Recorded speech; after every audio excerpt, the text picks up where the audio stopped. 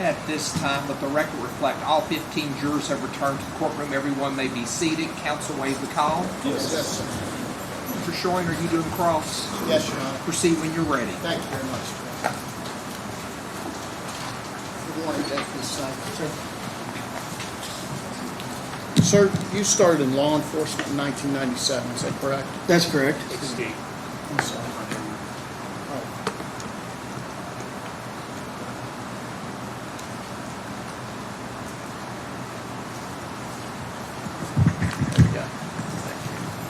You started in law enforcement in 1997, correct? Yes. At the time this investigation began, you had over 18 years of law enforcement experience. Yes, sir. In July of 2015, while you were employed with the Nelson County Sheriff's Office, you became the lead investigator in this case, as you have testified, correct? Yes, sir. And that began right around the date that she was reported missing, all the way up through December of 19. Actually, I retired in like August, I think, of 19, so it wasn't Okay. quite the full year of 2019. Okay. I think, if I'm not mistaken, I didn't work any actual hours past July, but my official retirement month was August. Very good.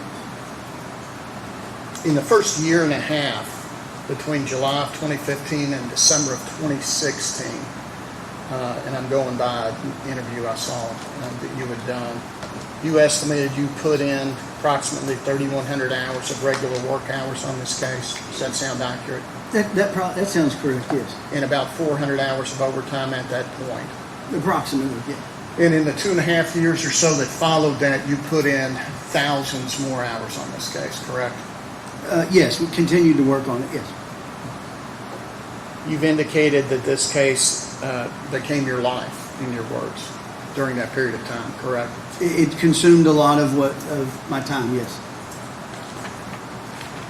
You obviously were not working alone on this case, correct? Oh, very much so. I had many people working on it. Right. Certainly everybody in your office. I wouldn't say everyone, but a large portion of them at various different times would be doing things on it, yes. Kentucky State Police aided you all. Correct. Various other sheriff's departments aided you all. Yes. The FBI aided you all at your request. ATF, correct? Correct. Bardstown Police Department. Yes. LMPD helped. Mm-hmm. You had dive teams that helped you in searches. Yes. There were times you used four-wheelers, helicopters for searches, correct? Yes. Massive amounts of manpower, time, resources, and expertise were poured into trying to resolve this case during your period at the sheriff's office, correct? Yes. During that period of time, you and others interviewed literally hundreds of witnesses or potential witnesses or anybody who might have information about this case that you could identify, correct? We interviewed a lot of people, yes, sir. That included Brooks, obviously, family members from both sides, Mm-hmm. workers, former workers of Brooks' Houck, neighbors, people all over the city, correct? Yes. You collected during your investigation many, many pieces of physical evidence, correct? Or potential physical evidence that you thought might be relevant, right? Yes. Anything that was appropriate to be sent to the lab for examination, you made sure that it was sent to the lab for forensic examination, correct? With some caveats to that, so there were some conversations with the lab about what they would, how many pieces they would accept, those kinds of things, but yes. You got everything tested you could, correct? Yes. Also, during the course of your investigation, you collected and downloaded multiple cell phones, correct? Yes. And your department during this period of time, and correct me if I'm wrong, but had just gotten a Cellbrite device, right? Yes. Some months prior to this, but yes. And that's a Cellbrite device is a device where you can take, if you get somebody's cell phone, you can connect it to the device and it takes all the information out of it, categorizes so you can search text, call logs, location data, all those types of things, correct? Yes. You also used phone searching equipment for other agencies, correct? Yes. And you yourself and others went through these massive amounts of phone data as best you could, correct? Correct. You got search warrants, court orders, subpoenas for Facebook accounts of multiple people, correct? Yes.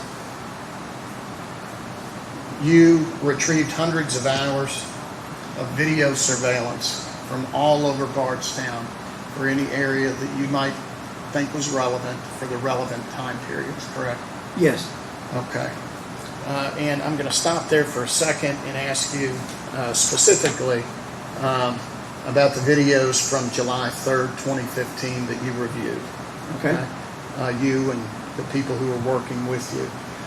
Now, you knew where Brooks lived, correct? Yes. You knew what Crystal's car looked like, obviously. The make, model, color, all of those things. Any distinctive characteristics about her car, correct? We did. On the videos, it gets dark approximately 9:45.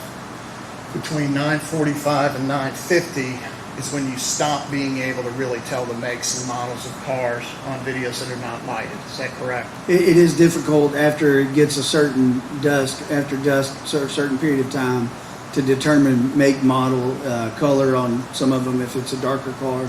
Okay. And in the Commonwealth's opening statement, they talked about a witness that may testify seeing the vehicle at 10:30 on the Bluegrass Parkway, 10:30 p.m. Correct? I believe so, yes.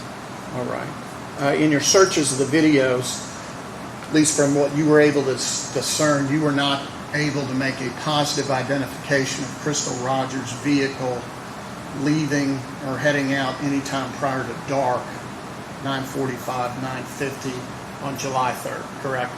That's correct. We did not positively identify her vehicle on the videos. You also conducted neighborhood canvasses, correct? We did. And you fielded hundreds and hundreds of tips, and we'll talk about those in a few minutes, but lots and lots of tips. There were a lot of them, yes. During this time, you would develop leads, theories, places that you wanted to search for evidence, and you would obtain search warrants, correct? We got numerous search warrants in the case, yes. I'm going to give some examples of some of those. And a search warrant is a formal procedure where the investigator, the person requesting to search somewhere, to enter into premises or to collect evidence that belongs to somebody else, you go in front of a judge, correct? Or they review an affidavit that you prepared. That's what I mean. Yes. You do an affidavit, a sworn affidavit. Correct. And in that affidavit, you have to set out for a judge probable cause, enough to give the judge probable cause, that the area you're looking may contain evidence of a crime, correct? You give them as many details as you can to support why what you're looking for may be in a certain location. Yes. Correct. You take it to a judge reviews it, and if they agree, then they'll sign the warrant and you have permission to go search, correct? Correct. In your office, you and your office, based on previous statements, did well over 70 search warrants in this case, right? I don't know the exact number, but there were a lot. Okay, it's more than you've done in any other case. That is correct, yes. Some examples, and this doesn't really apply, but Brooks, you searched Brooks' house, his home, correct? We did. But he had consented to that search. You didn't have to get a warrant, correct? That's correct. You searched the Houck farm multiple times, correct? We did. And regarding the Houck family farm, correct me if I'm wrong, but I believe that the first time you went to search, or you went out to the Houck farm was July 6th, is that correct? I believe so, yes. Okay. And Rosemary Houck was not at home, correct? That's correct. You called and spoke with her about potentially searching the house, and she was out of town for a medical procedure with her daughter, correct? Yes. Okay. You could have, she consented to the search but you were not particularly comfortable with that, so you decided to go ahead and get a warrant. Is that correct?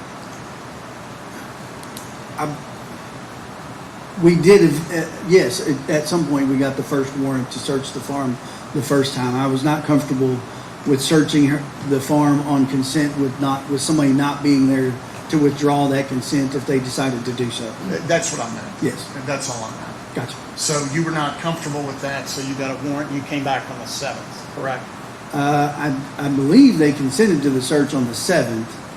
I don't think that was the day we searched it on a warrant the first time, but Okay. regardless, we came back and searched it on the 7th, I think is what you're getting at. It is what I'm getting at. And the documentation is not particularly clear on some of this, so if my dates are incorrect, let me know. Sure. Okay. But on July 7th, you searched the farm with a number of other officers, correct? That's correct. And you all used ATVs. They did.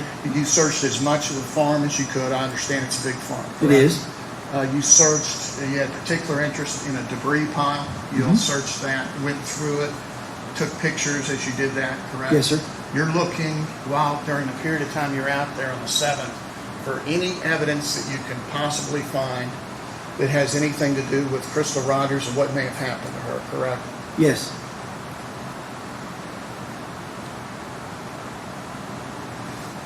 And at the conclusion of that search, you found no evidence that any foul play had happened at that farm on that day, correct? We did not collect any evidence that day, correct? You went back with a search warrant on July 10th, is that correct? Yes. And how many officers were with you this time? I don't remember the exact number, but there were several of us. It was a lot, Yes. right? And again, I don't have the documentation on that, but you all searched thoroughly that farm, correct? As thoroughly as we could, yes. Okay, and there were a number of structures out there on that farm there were back then, including a skid house, a barn, correct? I don't know the exact terms that they called them, but there were several buildings, one of which would be the barn that's closest to the house. That's right. Yeah. Rosemary Houck's house was there at the time, Yes, sir. obviously.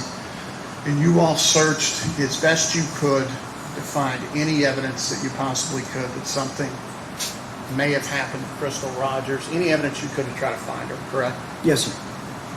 And again, on July 10th, you found no evidence of foul play, correct? We did not collect any evidence that day, correct?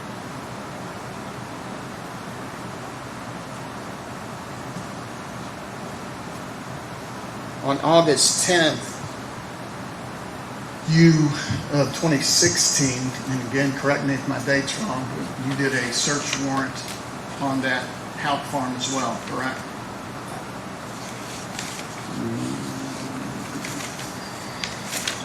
It's a search warrant that you did the affidavit on. It was signed by a judge.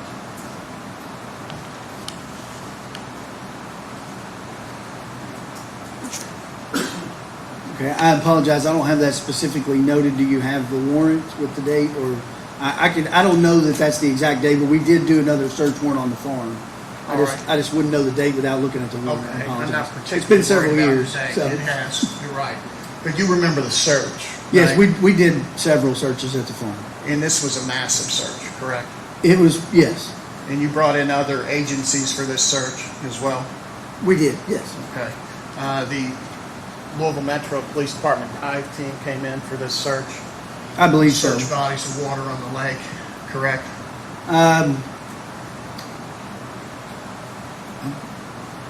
Maybe, yes. I wouldn't know exactly, but they did search the ponds there at one point, so could have been on the August search warrant, yes. Again, in the notes I have show there were at least 56 officers there. Does that sound right? That's very possible, yes. All right. And it was a long search, It was. and again, no evidence was connected with Crystal Rogers. I don't know I believe it was that search where we took some swabs from a bucket that the FBI team had identified, but they didn't produce any evidence. That's right. No evidence was produced out of that that gave you any clues to what may have happened to Crystal Rogers, correct? Correct. All in all, do you know how many searches you did at the farm? I really couldn't, 4 or 5 at least. I don't remember exactly how many. So after these efforts that you undertook during your 4 years or so, where you were the lead detective in this case, at the conclusion of that, obviously nobody was charged, correct? That's correct. There was no sign of Crystal Rogers' body, correct? No, there was not. So each affidavit that was done and each search that was done where a search warrant was targeting the location of her body, each of those were incorrect, correct? I'm sorry, could you rephrase that question? I'm not sure I'm following.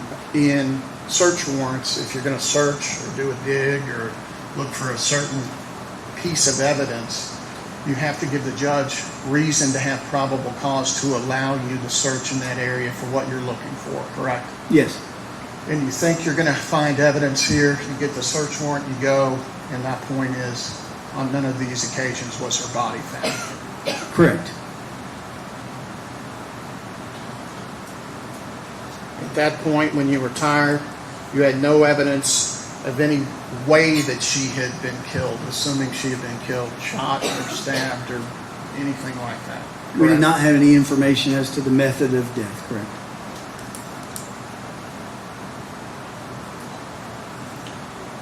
You had no physical evidence of where something like that might have happened if it did happen. The crime scene, physical evidence. Well, I would probably define physical evidence, or let me rephrase. I would define the location services that were provided from the cellular companies and things as physical evidence. I don't know if that's what you're referring to. I'm talking about a crime scene where you might find blood, tissue, body fluids at the farm, out by the car, any location that indicated something violent happened that you can prove. You didn't find that, correct? We did not find proof of the crime scene. That's correct.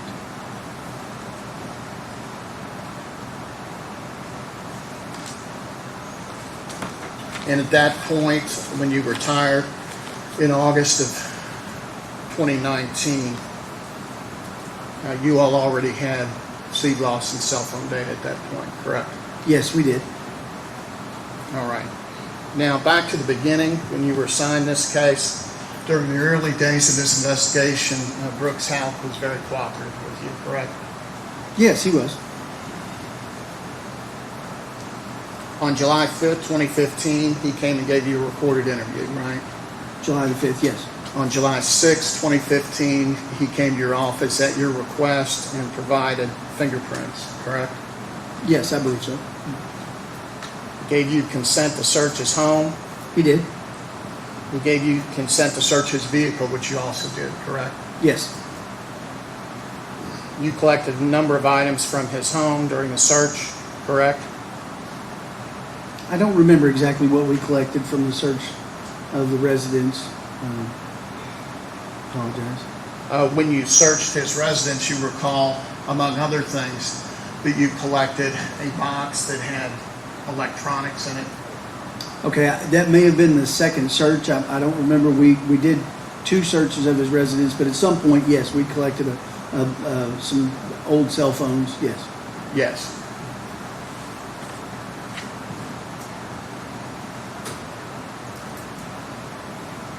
He gave you his cell phone to download, correct? He did. Consented to that. You didn't have to get a warrant. And then Crystal Rogers was on his cell phone plan, and he gave you consent to download her cell phone as well, Yes. correct? That's something you typically would have had to get a warrant for, right? Without consent? Yes, we would have. You called him a number of times. He answered when you called, correct? Yes. On July 6th, you call him, tell him you found prints on Crystal's car, and you asked for fingerprints from him. And we've already covered that he came down there. During that conversation, and this is one that he recorded, tell me if you remember this. He says you can draw blood, take care, whatever you need to do. I'll run to the police station to give that to you. Do you remember that? That sounds correct, yes.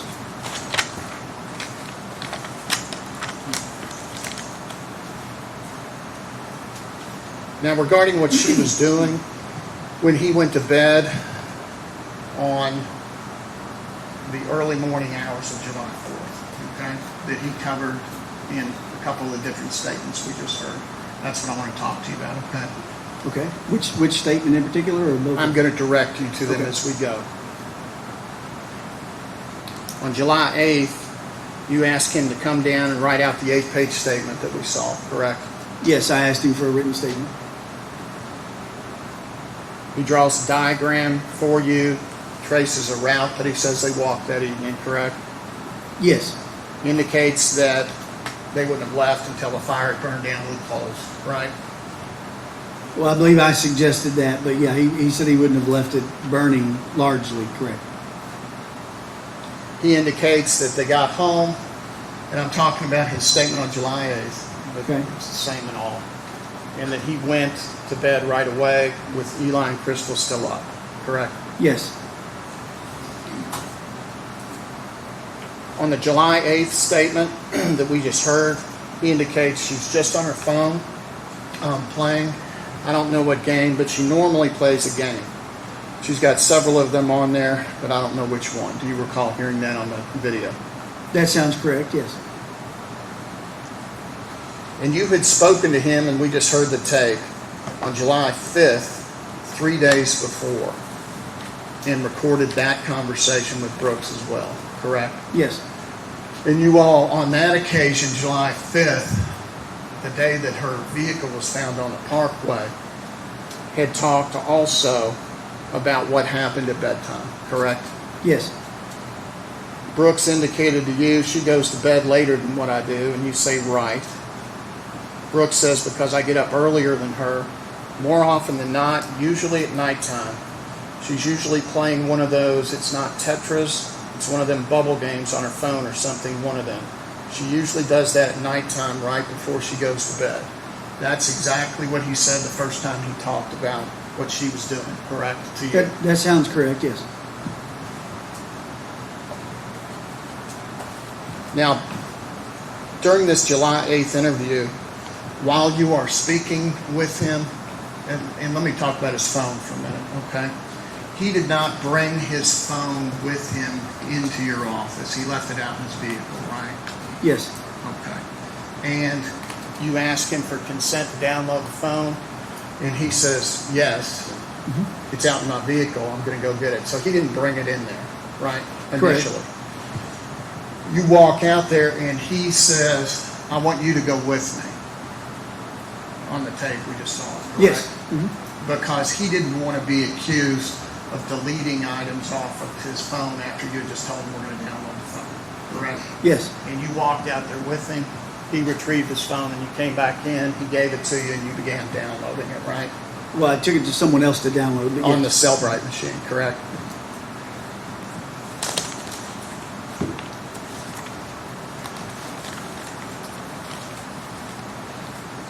Now I want to talk for a minute about this July 8th written statement.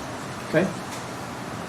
This written statement is occurring on July 8th, which is actually his third formal interview with you or law enforcement, correct? He gave you an interview on July 5th that we just talked about that was recorded, right? Yes. He gave an interview with KSP that we just heard, correct? On the 7th, yes. And this is the 8th, and you're taking another formal Correct. interview. You see Yes. what I say? Mhm. So within 4 days or so, this is the third formal type interview. Yes. And he'd actually been called down on the 6th as well, so he's been called every day to do one of these things, correct? He was, yes. He had been told not to come to the press conference on July 6th that the Sheriff's Department had because of fear of some problem that may occur because the family of Crystal Rogers was going to be there, correct? I did not tell him that. I don't know if someone else did. Okay. Were you present at the press conference? I honestly don't remember. I don't know. I'd have to Okay. go back. I would think I was, but I would without too. seeing it, it's been several years. I don't know. Okay. Sheriff Ed Mattingly, he was the elected sheriff at the time, Yes. correct? Mhm.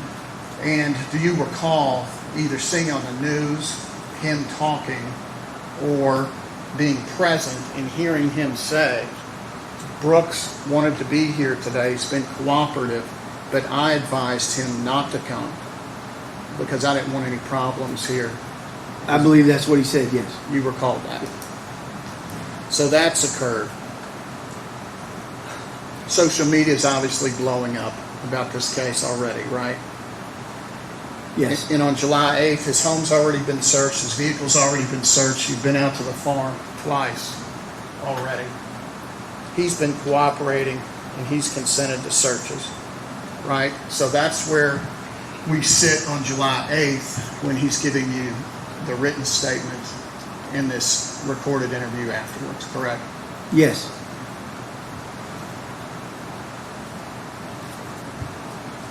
He records, he makes a decision, brings in a recorder, and he records the interview, correct? You didn't know at the time. I didn't know that at the time. Right. If he had just asked, I would have let him put it on the table. He didn't have to keep it in his pocket, but I didn't know that at the time. I understand. But that's a decision that he made to document everything that was said. Objection, Judge. I'm sorry, that was a bad, I didn't word that question well. That's a decision he made, is to bring in the recorder. Yes, he brought the recorder in. And then he has written out this statement, and even though as you testified on direct, you had indicated to him, I'm going to let you keep a copy of this. He reads, as we saw in the video, while he's in the room by himself, he reads aloud word for word with this recorder in his pocket what he has written down, correct? Correct. And on this written statement that he has given you,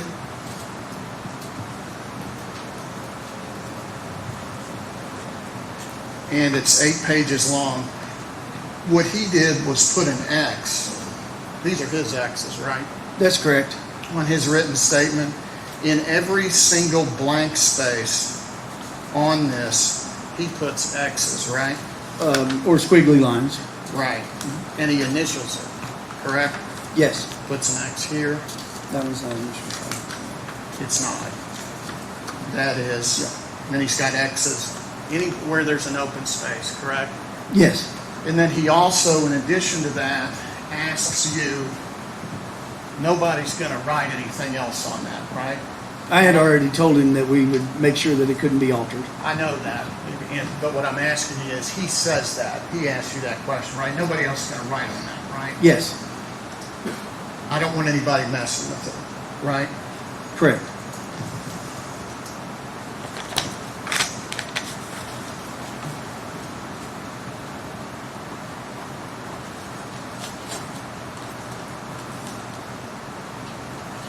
And again, he asked you to go out with him to get his phone out of the car so he didn't get accused of deleting messages, right? Yes.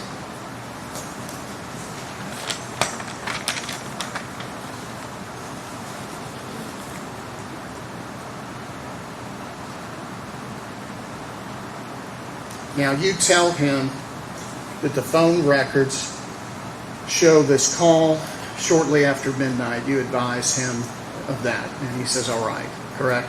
I do. So you say around midnight, Friday night, Saturday morning, he says, all right. You say you're on your way home, basically. He says, all right.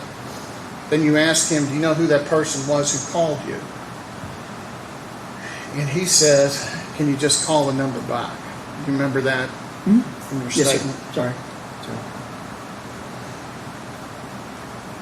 Now his phone's being downloaded so you all can check it at that time. So you go on and ask him other questions. When his phone is complete, you tell him, I'm going to go get your phone and look that number up. And he says, all right. Correct? Yes. Remember that? You leave the room, you get the phone, you come back and you ask him, is it okay if we put that number in? And he said, yes, go ahead, do what you got to do. Do you remember that? Yes. Now you try to put the number in, and you can see this on the video, but you can't do it. So you ask Brooks to put the number in. That's correct. I'm unfamiliar with the Android platform. And that's it what was you an told Android him. phone. You said, I've got an iPhone, so you slide it across to him. So he enters that number at your request. Yes.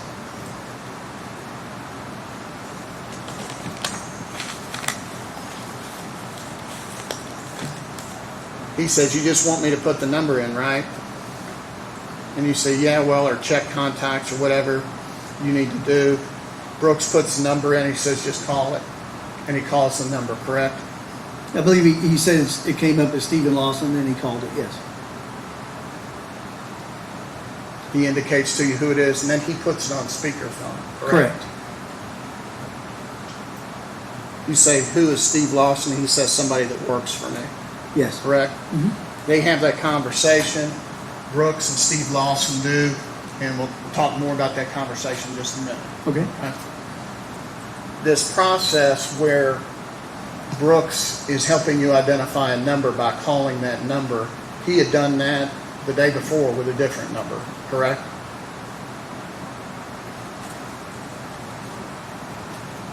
It's possible. I don't know specifically, but it's possible. Okay, let me ask if you recall this. You were with Brooks. He was again taping, Okay. began taping all of the interactions with law enforcement. This is not taped by law enforcement.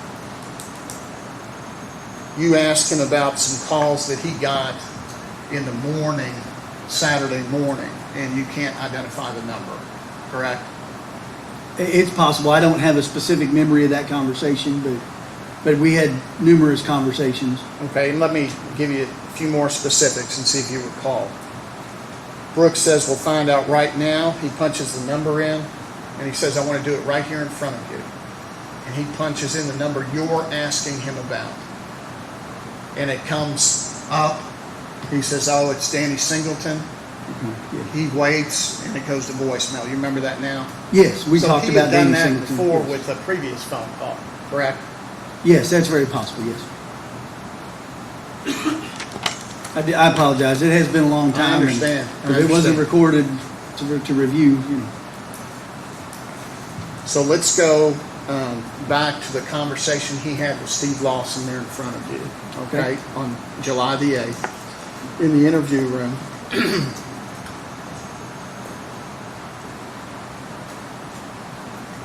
During that call, from your review of the phone records that you've reviewed in this case, there have been no calls, at least that you could see, between Steve Lawson and Brooks between July 5th and July 8th, correct?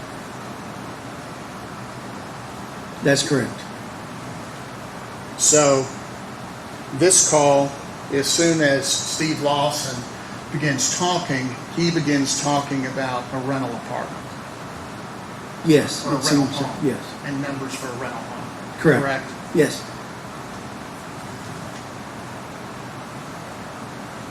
And what he says on the tape that we heard is that a little bit later in their conversation, when Brooks asked him, he's like, I was calling you about them numbers on that rental house, correct? Yes, after he makes mention of doing work for him, and Mr. Lawson mentions renting a house, that Mr. Houck circles it back around to renting a house from him. Exactly. And there's no record that there, at least from the phone records, that there's any conversation between the telephone call on July 3rd and the date of July 8th. Not on those particular phones, no. Now, through your investigation, were you able to determine that Steve Lawson had a stepdaughter named Lauren Harden, I believe so, yes. and that she had rented from Brooks Houck? Correct? Previously, yes. That's right. And she had been evicted, correct? Yes. And are you aware that she later tried to rent from Brooks Houck again? I believe when I spoke to her, she said she was not trying to rent a house from him, but And are you aware from your review of the text messages on Brooks's phone, of texts from Ronnie Harden, her husband, in July of 2015, where they are trying, late July of 2015, where they're trying to rent a house? it's possible. Do you have those by chance? I could look at them. Yes. You have that clip. No, I'm sorry, it's August 1st of 2015. Okay. Sorry, I'm really not trying to be difficult. It's just, No, I understand.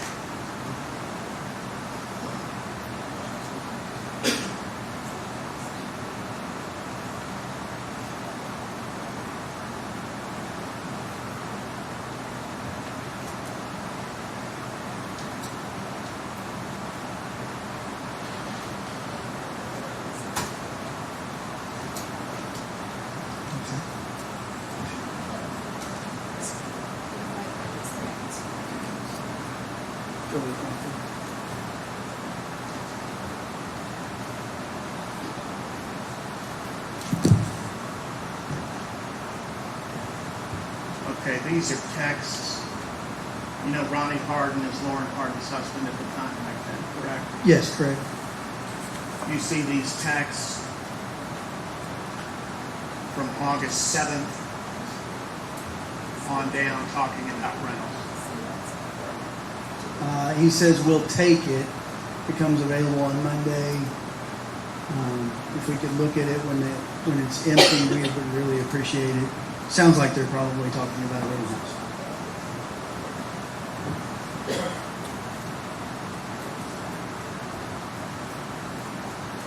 Yes, that one specifically mentions a house. And this is from August 1st, 2015.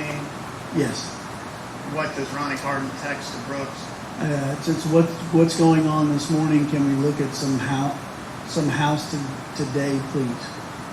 And he says he's not back in Bardstown yet, correct? That's what he says, yes, that's the response. And they go on talking about various properties, correct? Yes, Okay, thank you, sir. You Yes, get to sir. see.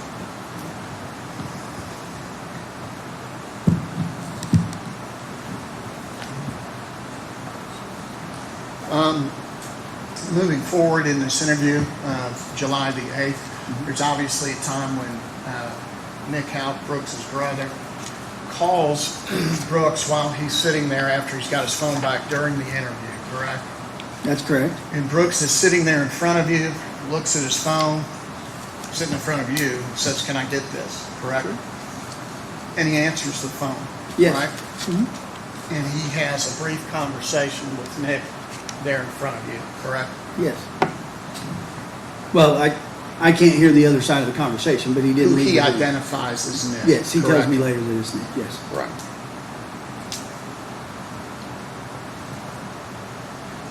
When they hang up, Brooks does not immediately get up and leave the interview or ask to stop the interview, correct? No, What Brooks says is, ask what you gotta ask. correct. Right? And you had already been wrapping up the interview before that. In fact, right before the phone rings, right before it rings, you say, "I guess where I go from here," and you're wrapping it up anyway, correct? Yes, You don't have any more questions, you explain the next steps to him, and then he gets up and leaves, correct? well, we have some conversation about whether or not he was being beat up, I guess is how he would describe it, or how it was described on the phone, whichever it is, but yes, Right. ultimately, we end the conversation and he leaves, yes. Right. No more question. You're not Correct. asking him any more Correct. questions, is Yes. what I asked. During the interview, Brooks tells you Crystal's not a heavy drinker. Mhm. She's not into drugs. She's not suicidal. He's not spitting out to you alternative theories that he doesn't believe she's running around with anybody else, correct? He did affirm those things, yes.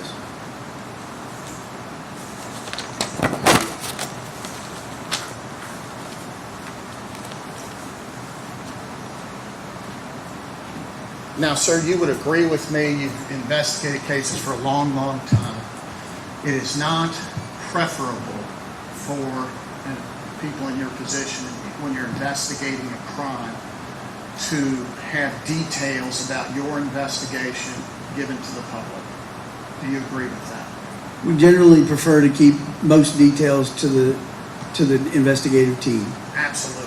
And for investigative reasons to protect the integrity of your investigation, correct? I don't know that I would describe it as the integrity of the investigation. We typically like to hold those things so that when we talk to other people, if they give us details, we know they're not just regurgitating details that they've already heard.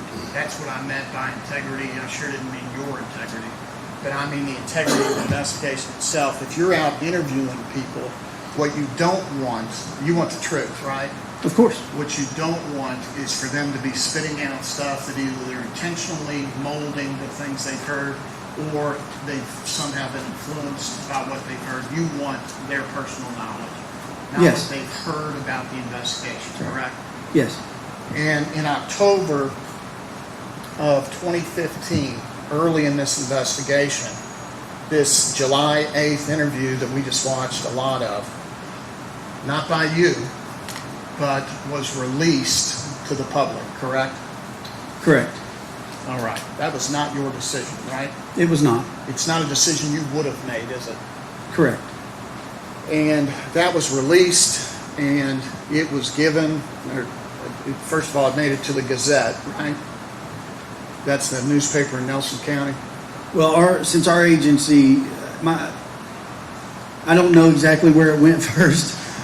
We sent it to the Bardstown Police Department to be used in some employment hearings. I don't know how they disseminated it beyond that, but it made it out past them. And that's really my point. It makes it out to the Gazette, their print form, and then also their electronic form. And then the interview of Brooks Houck, it's put on there for anybody who wants to look at it, correct? It was put on the internet, yes. I don't specifically know which outlets, but yes. And then it goes to YouTube. You know it was on Correct. YouTube, right? Yes. Got over 150,000 views. Are you aware of that? I don't know how many views it got. And thousands of shares. Then this case also quickly became the subject of podcasts, correct? There was at least one podcast about the case, yes.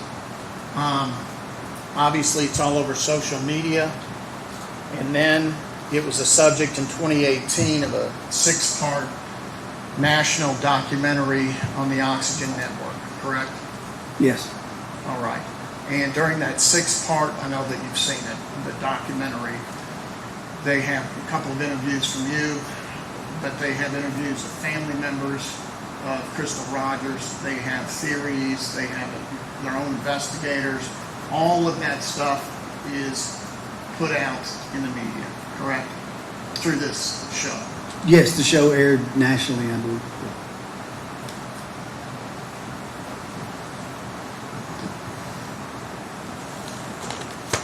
And again, any potential witnesses that may be interviewed after Brooks Houck's statements released in October 2015 with the podcast, with any of this stuff, is subject to seeing this information, correct?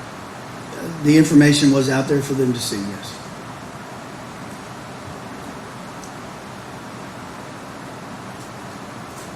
All right. Now, on July 7th of 2015, you have Brooks come down.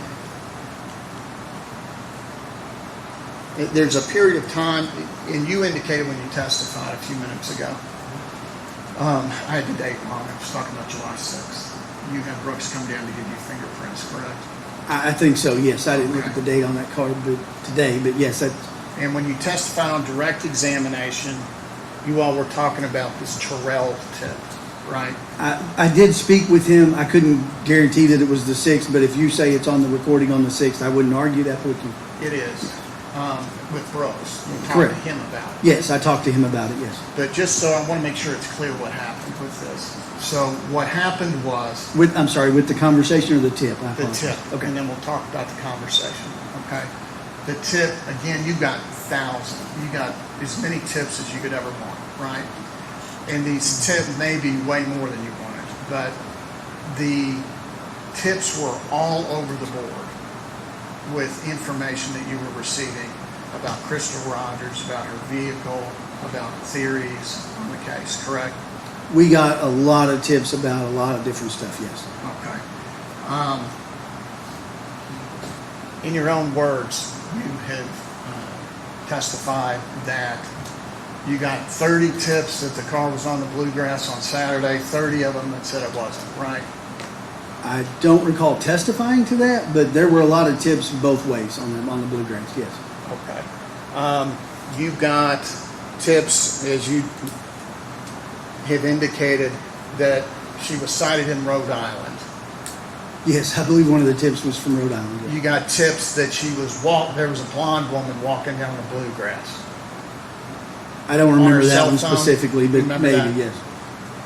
You got tips from psychics, mediums all over the place, right? Correct. Well, the Terrells come in, and it's a man and woman married couple, correct? Yes, they were very early on. They were brought very those in. early on, and they called in, they saw it on the news, thought they get information, they wanted to help, and they came, and you interviewed both of them independently. Correct. You recall that, correct? Yes.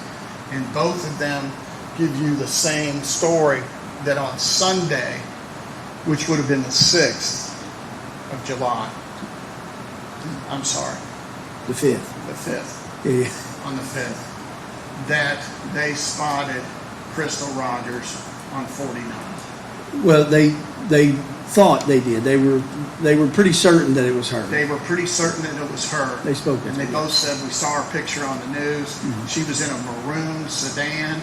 Yes. She was upset, distraught, blonde hair. It's the lady that we saw on the news, correct? Yes, that sounds like what they And they described. both said that independently and seemed genuinely trying to help, correct? Certainly. Okay. Then you speak with Brooks and you tell him in your next contact with him, I'm going to tell you something. Someone says they may have seen her on 49 on Sunday. So you tell him about that tip, right? Mhm. Yes, sir. During that conversation, you said we have people out there looking just to say we looked. You remember saying that? I don't remember specifically saying it, but it wouldn't have been out of the ordinary for me to send people out there to follow up on it. And you tell him people are not reliable and that you've gotten a lot of bad tips, so don't get your hopes up. Do you recall telling him that? Again, I don't. If you want to play the conversation, I'd be glad to listen to it. I don't specifically remember what was said, but we did get a lot of tips that did not pan out.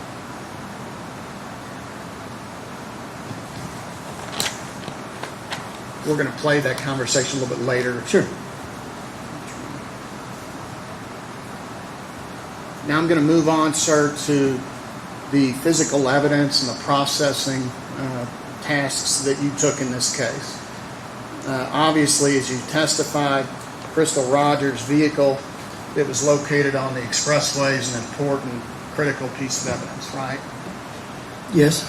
So that vehicle was secured. It was taken to a secure facility and locked. Correct? Yes. And then it was thoroughly processed, right? Yes. In that vehicle, you found a purse, cell phone, and the keys were in the ignition, right? Correct. Now, Crystal's cell phone, you downloaded it. You looked at all of her texts, correct? We did. For any potential clues you could find. Mhm. You took Brooks' cell phone, you downloaded it, looked at his texts for any potential clues you could find, right? Yes. Her texts, you've indicated, looked, for the most part, pretty normal, correct? Yes. You certainly didn't see any threats from Brooks Houck, No. correct?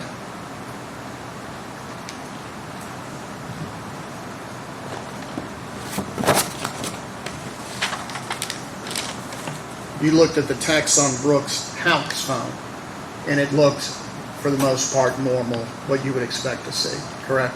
Yes. No threats, nothing that led you to this case, correct? I didn't see any threats on his text messages, no. All right.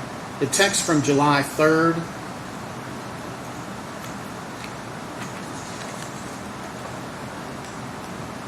Could we,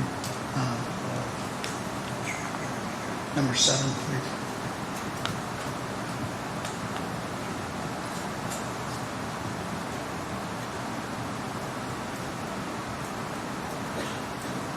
Thank you. Sir, I'm going to show you an exhibit that I've marked offense exhibit number 1 and ask if you can identify that. You reviewed all the texts on the phone, correct? I know that you didn't memorize them. Yeah, I didn't review every single text in the last year, but You yes, certainly we went through reviewed- all of them, You yeah. reviewed July 3rd, right? Well, I guess what I'm saying is I would have reviewed it then, yes, when we were working on the case. Oh, but you didn't re-review it before? Correct. I didn't go back through all of the phone downloads again, yes. Okay. I'm going to ask if you could, use Just that. let me approach real quick. May.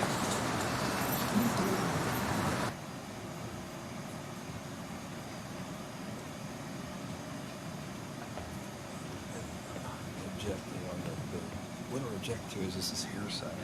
It's the defendant's statement in the text message, and it's not being offered back. This I've already is seen this in this case. no. This is the first time I've seen Well, they this. come up opening.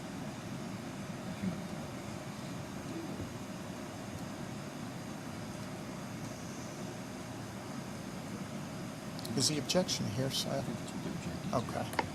I'm not offering them for the truth of the matter asserted. What I'm offering them is to show that there was not a violent relationship or threats or anything going on at the time of this incident that was occurring. That is for the truth of the matter asserted. When he says, "I love you," I'm sorry, I can't I'm hear you. sorry, Judge. The conversation is him saying, "I love you." He is offering that for the truth of the matter asserted, that he is telling I'm this not- woman that he loves her. I'm not offering it to show that they were deeply in love. I'm offering it to show that there was no conflict right that second this morning when they're. Sorry, I was here yet.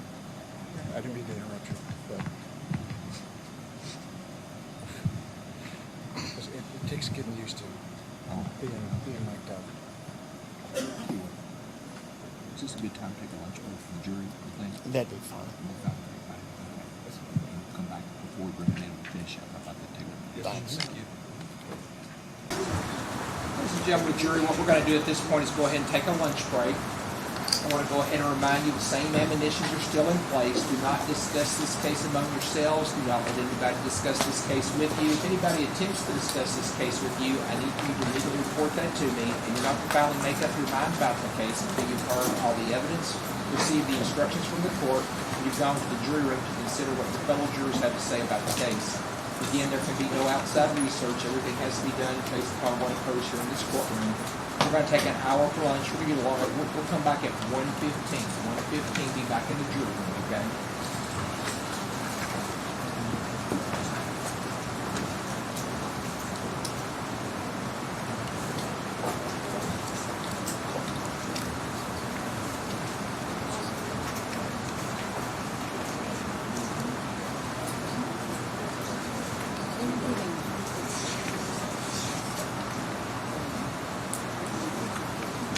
Council, at 1:10, we'll take up the issue that we had right before we adjourned here, okay? 1:10. Court's in recess for lunch.